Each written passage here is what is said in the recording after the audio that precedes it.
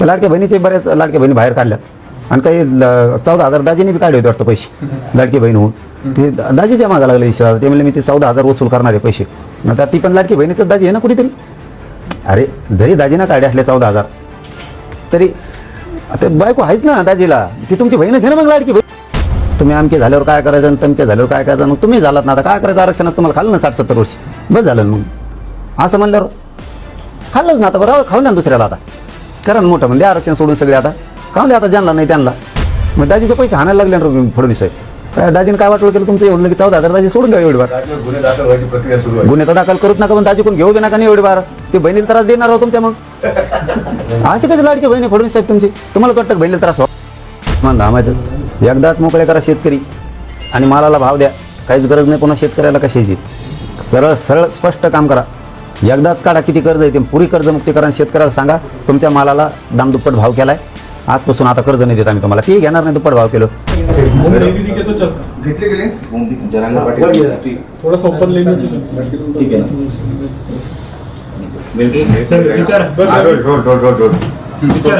पाटील काल मंत्रिमंडळ उपसमितीची बैठक झाली. तुम्हाला ज्यावेळेस आश्वासन दिलं होतं त्या बैठकीत काही निर्णय होतील असं सांगण्यात आलं होतं.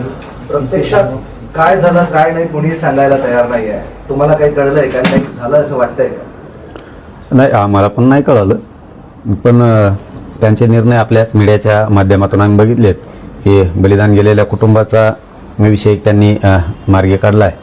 केसेसच्या संदर्भातल्या ते एक निर्देश दिले त्यांनी सगळीकडं. आणि माननीय शिंदे साहेबाची जी समिती आहे तिला 1 वर्षाची मुदतवाढ मिळाली याबद्दलही माहिती मिळाली. अशा 2-4 गोष्टी त्यांनी केल्यात. मला वाटतं मराठा आणि कुणबी मंत्रालय स्थापन करण्याबद्दल तिथं चर्चा आणि फक्त त्यांचं म्हणणं की घोषणा करायची राहिली असं काहीतरी 2-4 विषय त्यांनी घेतलेत. आता आपला मूळ विषय राहिला 58 लाख नोंदीचा. त्याच्याबद्दलही सगळ्या गावागावात त्यांनी शिबिरं घ्यायचे निर्देश दिलेत.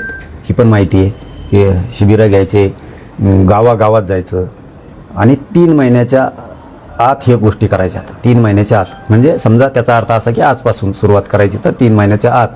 आणि दर 8 दिवसाला 15 दिवसाला कलेक्टरांनी तो आढावा घ्यायचा आहे आणि कलेक्टरांकडून उपसमिती म्हणजे विखे पाटील साहेब आढावा घेणार. या 5-6 गोष्टीबद्दल माहिती मिळाली. आता मूळ आपला विषय राहिला हैदराबाद गॅझेटियरचा. तर त्या संदर्भातले जे निर्देश आणि ते द्यायचे आहेत तर त्या संदर्भात थोडंसं रात्री आमचेच इथं अभ्यासकांनाच ते डबल SOP वाचायसाठी वेळ गेला. असे म्हणजे जे खरं आहे ते सांगायला फक्त की असं त्या दिवशी आपण ड्राफ्ट वाचला होता सगळा. SOP पण वाचली होती आंदोलनाच्या ठिकाणी. त्यात काही दुरुस्त्या दिल्या होत्या. मग त्या दुरुस्त्या केल्यात की नाही केल्या हे बघण्यासाठी आणि तुम्हाला सूचना आणि निर्देश काढायच्या अगोदर एकदा आम्हाला दाखवा असं ठरलं होतं. त्याप्रमाणे त्यांनी ते वापस टाकलं रात्री. पण इथंच 10 वाजले ते वापस पाठवायला. एखाद्या दिवस आज ते निर्णय होतील. फक्त याचा अधिकृत कागद निर्देशाचा आमच्याकडे फक्त नाही आहे. 5-7 गोष्टी कळाल्या. एक तुमची महत्त्वाची मागणी होती की काही अधिकारी जाणीवपूर्वक प्रमाणपत्र देत नाही त्यांच्या कारवाईची तुम्ही मागणी केली होती. त्या संदर्भात नाही चर्चा झाली का नाही नाही नाही आता अधिकृत कळलं आम्हाला. आज गोष्टी कळतील. आता बऱ्याच काय काल झाले ते कळत. फक्त त्यांनी जे जे निर्देश सूचना काढल्यात त्याचा अधिकृत कागद आपल्याकडे नाही आहे दिला नाही. परंतु माहिती 5-7 विषय त्यांनी हातात पक्के घेतलेत. ही पक्की माहिती आहे. कारण हैदराबाद गॅझेटियरचे SOPच्या संदर्भातलं म्हणजे जे प्रमाणपत्र निघायला पाहिजेत त्याचे निर्देश देण्यासाठी जे अधिकृत सूचनेचा कागद आहे तो नाही आमच्याकडे आणखी. आणि 58 लाख नोंदी निघाल्यात त्याच्याबद्दलचे निर्देश सूचना दिल्यात राज्यस्तरावर. याचं एक आमच्याकडं कागद नाही. म्हणजे जे आहे ते सांगितलं आज ही असं वाटतं कागद. तुम्ही सकारात्मक आहात बऱ्यापैकी. हा 5-7 मागण्यावरती त्यांनी चर्चा केली आणि ती खूप उच्चस्तरीय बैठक होती. पहिल्यांदाच इतके कॅबिनेट मंत्री मराठा उपसमितीच्या बैठकीला हजर होते. सचिवापासून अप्पर सचिव सगळेच हे पहिल्यांदाच हजर होते. हे आम्ही सुद्धा बघितलं. असं वाटतं की सरकारनं पक्क आता मनावरती घेतलंय. फडणवीस साहेबांनी मनावरती घेतलंय आणि तिथं सगळेच मंत्री होते. शिंदे साहेबांचे पण होते अजितदादांचे पण होते. आणि आता पक्कच मनावरती घेतलंय विखे पाटलांनी पण असं दिसतंय. मग आता पुढं असंच कंटिन्यू ठेवतेत का पुन्हा अर्ध्यात गेल्यावर काही ब्रेक लागतोय हे माहीत नाही. पण सध्या तरी असं दिसतंय की सरकारनं पक्क मनावरती घेतलंय की 58 लाख नोंदी ज्या मिळाल्यात मराठा समाजाच्या त्याचे सगळे कुणबी प्रमाणपत्र द्यायचेत. त्याच्या व्हॅलिड डेटा पण द्यायच्यात. हैदराबाद गॅझेटियरचा JR काढलाय त्या पत्र सुद्धा वाटप करायचे हे पक्क मनात घेतलेलं दिसतंय असं कालच्या बैठकीतून त्यांच्या वाटतंय. कारण 6 ते 7 विषय त्यांनी मार्गी काढलेत. फक्त अधिकृत आपल्याकडं निर्देश आणि सूचना दिलेला कागद मात्र सरकारचा नाही. गांभीर्यानं काम करा, कामात हलगर्जीपणा केला तर कारवाई करण्यात येईल असा स्पष्ट इशारा जे विखे पाटलांनी दिला होता. हा, म्हणूनच म्हणलं मी की आता हे विखे पाटलांनी चांगलं मनात घेतलं दिसतंय आणि पूर्ण मोकळी फ्रीडम जी म्हणलं जातो ते दिला दिसतोय फडणवीस साहेबांनी सगळ्यांनाच. म्हणून आता एखाद्या वेळेस होईल असं वाटतं. पण अधिकृत मात्र त्यांनी केलेले सूचना निर्देश जे दिले ते अधिकृत नाही आहेत. ते तोंडी झाले बैठकीत दिलेले, पण तशा सूचना अधिकृत कागदपत्रे सुद्धा प्रत्येक राज्यातल्या अधिकाऱ्यांपर्यंत त्या गेल्या पाहिजेत. नुसती बैठक घेतली ती उच्चस्तरीय झालं हे पण खरं आहे, पण नुसतीच उच्चस्तरीय झाली आणि खाली काहीच हालचाल झाली नाही असं नको. ते लेखीच त्यांचे ते कागद निर्देश सूचना निघायला पाहिजेत सरकारच्या आणि सचिवांच्याकडून पण, दोघांकडून पण. तरच मात्र प्रेशर अधिकाऱ्यांवरती येईल. नसता त्या ॲडमिशन सुरू होतील पुन्हा, त्या टायमाला पोरं ॲडमिशन घेतील, पुन्हा व्हॅलिटीला थांबा, अमकच करा, त्रुट्याच निघाल्या, बाकीच्या त्रुट्या निघत नाहीत, मराठ्याच्या लगेच त्रुट्या निघतात. म्हणजे हे जर प्रकार थांबवायचे असतील तर सरकारला, मंत्रिमंडळाच्या उपसमितीला, विखे पाटील साहेबाला यांना कागदपत्रित निर्देश काढावे लागणार आहेत. आणि बहुतेक आज संध्याकाळपर्यंत ते कागदपत्र निर्देशाचे कागद येतील असं वाटतंय आमच्यापर्यंत. तुम्ही ओबीसी मराठा मंत्रालय किंवा कक्ष स्थापन करण्याची मागणी करतात, पण जर कुणबी प्रमाणपत्र मिळाल्यानंतर तुम्ही ओबीसी होत असाल आणि ओबीसीचा ऑलरेडी कक्ष असेल, मंत्रालय असेल, तर मग तुम्ही ओबीसी झाल्यावर ते काय तुम्हाला कशासाठी हवं असा प्रश्न उपस्थित केला जातो. उपस्थित करणारा कामच नाही ना, मराठ्याचंच उपस्थित करायला आहेत फक्त ते. त्यांचं मात्र किती का खाय ना, त्यांना वरबडून खायला चालतं. आम्हाला सारथीला पैसे दिले की द्या आम्हाला बी, आम्ही तुम्हाला किती दिले विचारलं का आत्तापर्यंत? मराठ्यांना काय दिलं लगेच आम्हाला द्या. तुम्ही आमके झाल्यावर काय करायचं आणि तमके झाल्यावर काय करायचं, मग तुम्ही झालात ना, आता काय करायचं आरक्षणाचं तुम्हाला खाल्लं ना 60-70 वर्षी, बस झालं मग.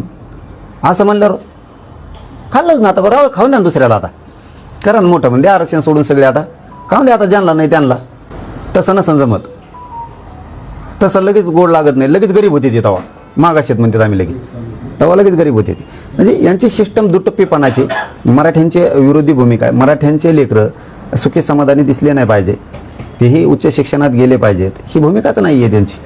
ती आम्ही घालतोय. यांनी हे किती जळाले. मराठा आणि कुणबी मंत्रालय स्थापन होणार, मराठ्यांचे प्रश्न सोडायला ताण नाही राहणार आणि मराठा समाजाची राज्य मंत्रिमंडळाची उपसमिती सुद्धा राहणार. पण याबाबत बैठकीत काही चर्चा झाली नाही. कोणत्या बाबत?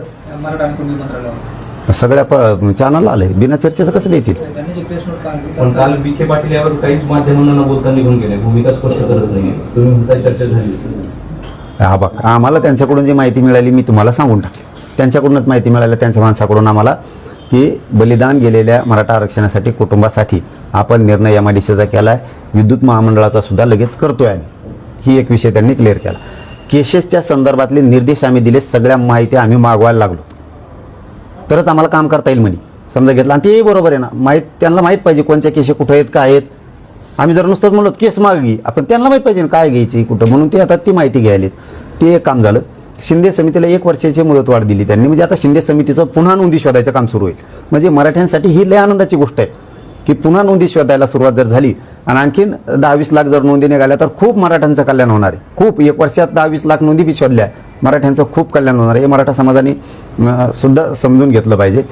ही आपल्यासाठीची चांगली गोष्ट आहे. आणि मंत्रालयाची सुद्धा चर्चा झाली.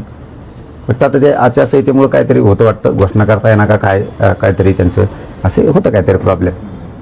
आणि 58 लाख नोंदी ज्या आहेत त्याच्या संदर्भात आता त्यांनी शिबिरं घेण्याचे निर्देश दिले सगळीकडं, की 3 महिन्याच्या आत हे पूर्ण करायचं आहे काम. मग आता आजपासून ते सुरू झालं. मग आता किती नोंदी, किती प्रमाणपत्र, आता घरापर्यंत जायचं सांगितलं आहे त्यांना.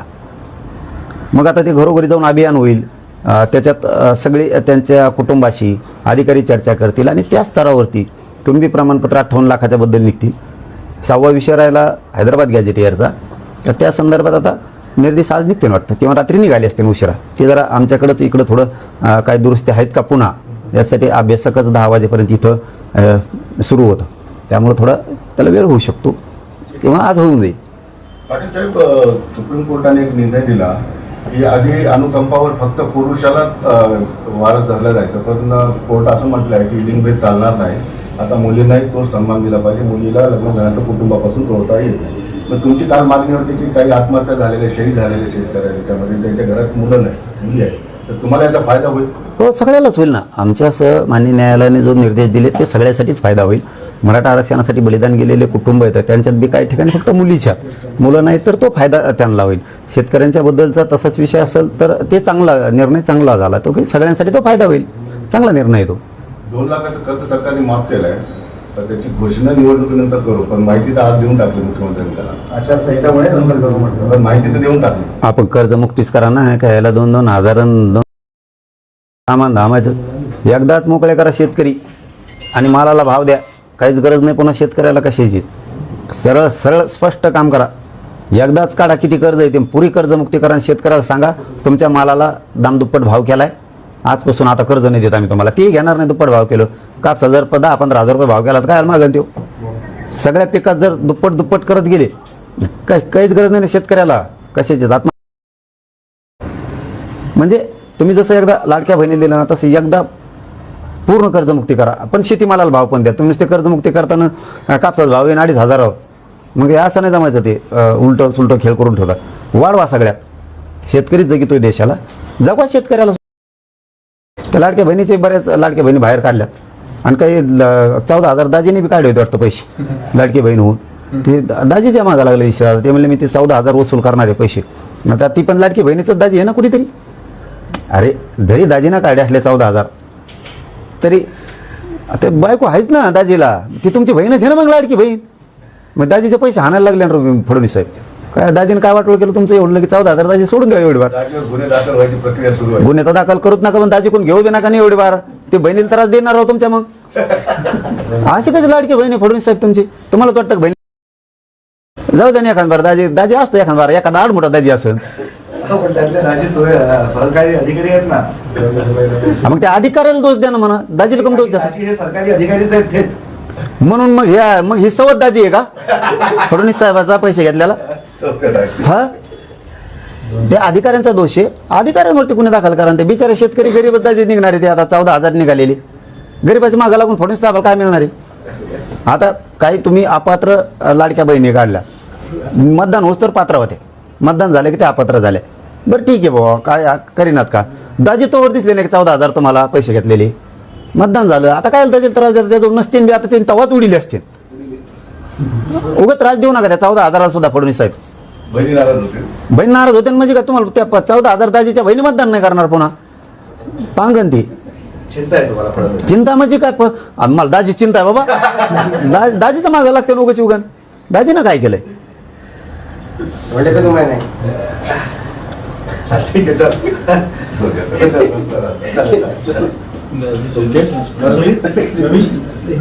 चलो धन्यवाद. पाटील, तुमची जी मूळ मागणी होती त्यासाठी उपोषण केलं, एक्सपोजी फायनल झालेली आहे, तुमच्यापर्यंत ती आलेली आहे. तुम्ही वाचलं असेल, काय तुमचं म्हणणं आहे आता सरकारच्या भूमिकेवर? हा, आपली तीच मागणी होती की हैदराबाद गॅझेटियरचा आपण जे काढलं तर त्यानुसार प्रमाणपत्र देणं आवश्यक आहे.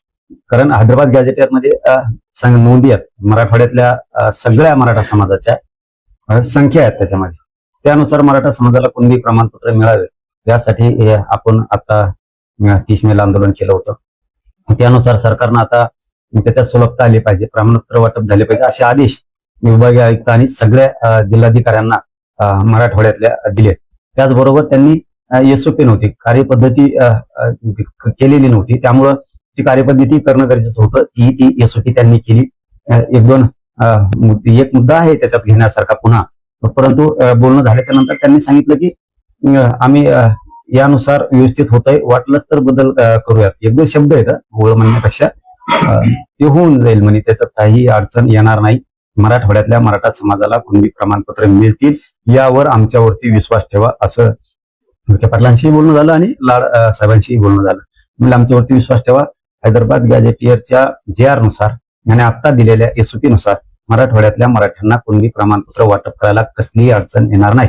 परत मी त्यांना असं सांगितलं की पुन्हा व्हॅलिडिटीला अडचण नको. ते म्हणले इथून पाठीमागे दिलेल्या व्हॅलिडिट्या, इथून पाठीमागे दिलेली कुणबी प्रमाणपत्र आणि इथून पुढे देण्यात येणारे कुणबी प्रमाणपत्र दोन्हीच्याही व्हॅलिडिट्या थांबणार नाहीयेत. मागणी केल्याच्या नंतर याही विषयावरती त्यांच्याशी चर्चा झाली. एसओपी मधील एक दोन शब्दाचा विषय होता, ते म्हणले अडचण येणार नाही, आली तर आम्ही येऊ. सरकारने दिलेली शब्द पाळणं की आणखी काय राहिले? नाही, आणखी राहिलंय. आपण समाधानी एवढ्यासाठी आहेत थोडे, पूर्ण समाधानी नाही, पण थोडे एवढ्यासाठी आहेत की त्यांनी जी तळमळ केली मराठा समाजाच्या वेदना बघून, आणि त्या हिशोबाने शब्द दिला विखे पाटील साहेबांनी आणि लाड साहेबांनी, आणि विशेष करून त्यांना फडणवीस साहेबांचे सुद्धा फोन होते त्या दिवशी. त्यांनी मला काल सांगितलं हा विषय की फडणवीस साहेबांचे सुद्धा सारखे फोन होते की आपण मराठवाड्यातल्या मराठ्यांना आरक्षण देऊयात, त्यांचं ते हक्काचं हैदराबादचं गॅजेटियर आहे, त्यामुळं काम मात्र पूर्ण करा, आणि तुम्हाला जिथे जिथे अडचण येते तिथे तिथं मला सांगा, असं फडणवीस साहेब विखे पाटलांना आणि लाड साहेबांना बोललेत. हे मला काल सांगितलं त्यांनी की त्यामुळं आता अडचण येणार नाहीत, अशा स्वरूपाचं काम मराठा समाजासाठी मराठवाड्यातल्या करूयात. म्हणून थोडं समाधानी याच्यासाठी म्हणलं की आता वाटतंय त्यांच्या बोलण्यावरून की मराठवाड्यातल्या मराठ्यांना 100% कुणबी प्रमाणपत्र मिळणार, पुन्हा ते रोष आणि नाराजी मराठा समाजाची त्यांच्या अंगावरती सरकार घेणार नाही, ही आता अपेक्षा आहे. दगाफटका धोका झालाच तर पुढं लढायला मी पुन्हा सरकारच्या समोर उभा आहे, हेही त्यांनी लक्षात ठेवावं. परंतु काम मात्र त्यांनी स्पीडने चालवले, हे मात्र खरं आहे. कारण गुन्हे मागे घ्यायचे, सरकारनं शब्द दिला होता त्यावेळेस बलकोडी साहेबांनी सुद्धा सांगितलं होतं, आणि मंत्री महोदयांच्या शिष्टमंडळाला त्यांनी सुद्धा सांगितलं होतं की महाराष्ट्रातले सगळे सरसकट आंदोलकांचे गुन्हे मागे घेऊन ही प्रक्रिया त्यांनी मागून घ्यायला आता सुरुवात केली. म्हणून आता काम व्हायला लागले, हे मात्र खरं आहे. सध्या तरी पुढे आणखीन काय माहित नाही, आता पुढे दमत का काय, पण वाटत नाही की दमतील म्हणून करतीलच, मात्र विश्वास आता वाटायला लागला.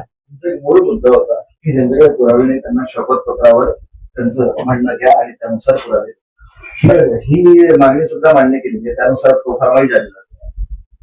दादा, माझं म्हणणं आहे, तुम्ही म्हणताय बरोबर, पण माझं म्हणणं सुद्धा चुकीचं नव्हतं. आमच्या चुलत्याला दिले, दुसऱ्या चुलत्याला नाही दिले, म्हणजे ही चूक आम्ही सरकारच्या निदर्शनास आणून दिली. आमच्या एका मुलाला दिले तर छोट्या मुलाला देत नाही, वडिलाकडे तर मुलीला दिलं नाही, ही आमची खंत होती. कालच मी एक विषय सांगितला, त्यांनी पण मुख्यमंत्र्यांना सांगितलं असं मला वाटतं, लाड साहेबांनी आणि आपल्या विखे पाटलांनी. आपल्या इथं रत्नपूरला, संभाजीनगर जिल्ह्यातल्या, तिथं चव्हाण नावाच्या एका माणसाचं कुणबी प्रमाणपत्र 1 वर्षापूर्वी निघालं. त्यांच्या मोठ्या मुलीची व्हॅलिडिटी झाली, बारक्या मुलीची व्हॅलिडिटी द्या. असे जे होतं ना, माझं ते म्हणणं होतं की आमच्या एका बांधवाला दिले दुसरे देणार, ह्या जगतापाल दिले त्या जगतापाल देणार, का देणार? तर ते म्हणले तू ह्या जिल्ह्यातून त्या जिल्ह्यात गेला. आता मराठवाड्यातले किती लोक मुंबईत गेलेत व्यवसायाच्या निमित्तानं, कित्येक तरी लोक परभणीचे संभाजीनगरला आहेत, संभाजीनगरचे नांदेडला आहेत, नांदेडचे लातूरला आहेत, लातूरचे धाराशिवला आहेत, धाराशिवचे बीडला आहेत, बीडचे जालन्यात आहेत, हिंगोलीचे पुणे मुंबईपर्यंत आहेत, संभाजीनगरला सुद्धा आहेत. म्हणून तुम्ही देणार नाहीत, म्हणजे ही आडनावाची जी तफावत करायला लागली, हे त्यांच्या कानावर टाकले की बाबा आमच्या गावात एका माणसाला दिले आणि दुसऱ्याला द्यायना. आता काय कर पुरावे नाहीत, पूर्वी अडाणी माणसं होती, काहीची नोंद नव्हती, मग तुम्ही हे का करायला धरत नाहीत? रक्ताचे आहेत ना, म्हणजे ओबीसीतल्या तुम्ही नात्यांना दिलेत, नातेवाईकाला पोट जात उपजात म्हणून, आणि आम्ही आमच्याच लोकांना मागतोय. त्यांच्या ते लक्षात आलं, त्यामुळे माझा तो वाटत होता की मराठवाड्यातला सगळा मराठा हा कुणबी आहे, आणि आमच्या एकाला दिले दुसऱ्या आडनावाला दिलं नाही, ते जरा सुलभ करा. 90% मराठा समाज मराठवाड्यातला सहज जाईल. दम धरावं लागेल, मराठा समाजाने दम धरावं लागेल. दमाने आपण नक्की जाऊ. 1 महिन्याच्या नंतर सातारा संस्थांचंही गॅजेटेडचं होणार आहे, त्यामुळे आपण थोडं दमाने जाऊयात. ज्या ज्या अडचणी येतात मराठा समाजाला त्यांनी मात्र त्या सांगत चालावं. ज्याचे कुणबी प्रमाणपत्र निघाले त्यांनी सांगावं व्हॅलिडिटी दिली नाही, हे मात्र मी या पत्रकार परिषदेच्या माध्यमातून माझ्या महाराष्ट्रातल्या सगळ्या मराठा समाजाला सांगतो. ज्यांचे कुणबी प्रमाणपत्र निघाले त्यांच्या व्हॅलिडिटी देणार नसते, एकमेकाला सांगत चला, अधिकाऱ्यांना भेटत चला, कलेक्टर साहेबांना भेटत चला. आपले काम करणारे जिल्ह्यात तालुक्यात कोण आहेत त्यांना सांगत चला की आमचं कुणबी प्रमाणपत्र निघालं, व्हॅलिडिटी निघत नाही किंवा नोंद निघाली पण कुणबी प्रमाणपत्र देत नाहीत, हे एकमेकाला सांगत चला. शांत बसू नका. लेकरा बाळांचं भविष्याचं शिक्षणाचं नोकऱ्याचं वटवं होईल, सावध व्हा. जे कक्ष स्थापन होणार आहे त्याचं मराठा समाज बांधवांना काही आव्हान असेल किंवा लोकप्रतिनिधींना काही आव्हान असेल?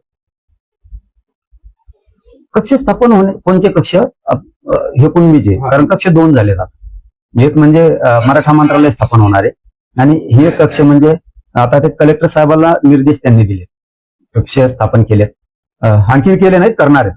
विखे पाटील साहेबांनी आणि लाड साहेबांनी त्याच्यावर लक्ष ठेवावं. प्रत्येक तालुक्याच्या ठिकाणी आणि जिल्ह्याच्या ठिकाणी कक्ष स्थापन झालेत का?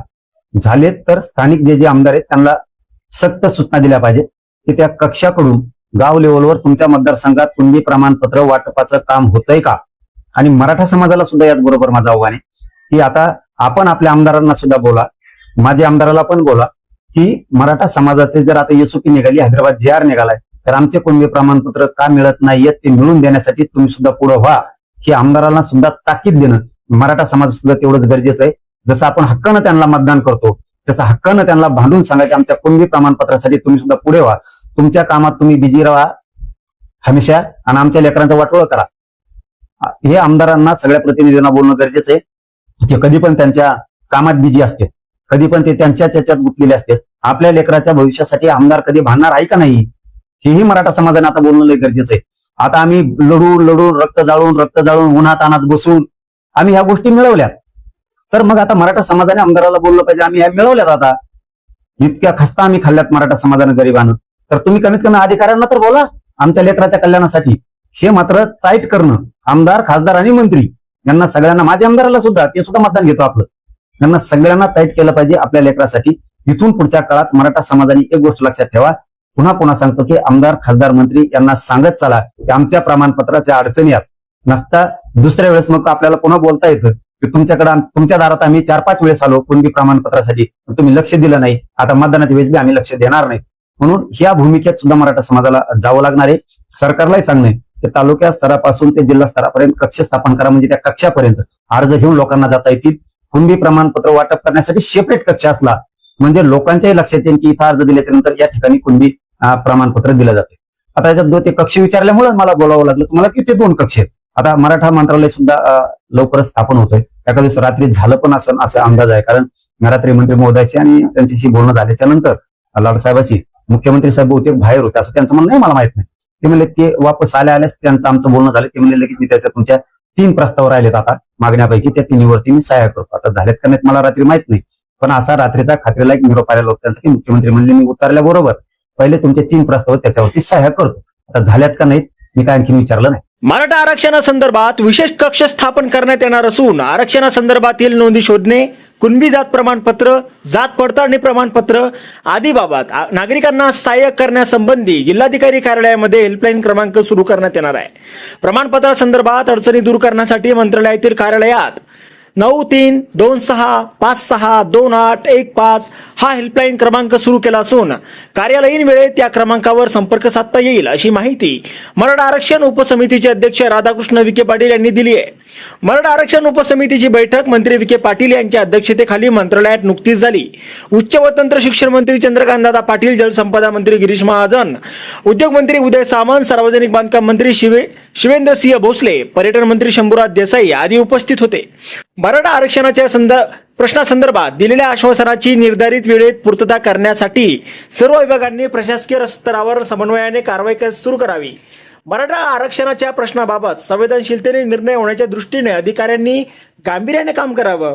शिंदे समितीने शोधलेल्या नोंदी, शिंदे समितीच्या स्थापनेनंतर 13 लाख दाखल्यांचे झालेले वितरण, तसेच समिती स्थापन होण्यापूर्वी कुणबी प्रमाणपत्राचे झालेले वाटप याची माहिती जिल्हा आणि तालुका स्तरावर तातडीने संकलित करावी. छत्रपती संभाजीनगर विभागीय आयुक्तांनी दाखले वितरित करण्यासाठी पुढील 3 महिन्यांमध्ये गृहभेटी, विशेष शिबिरे आयोजित करावीत अशा सूचनाही मंत्री विखे पाटील यांनी दिल्या आहेत.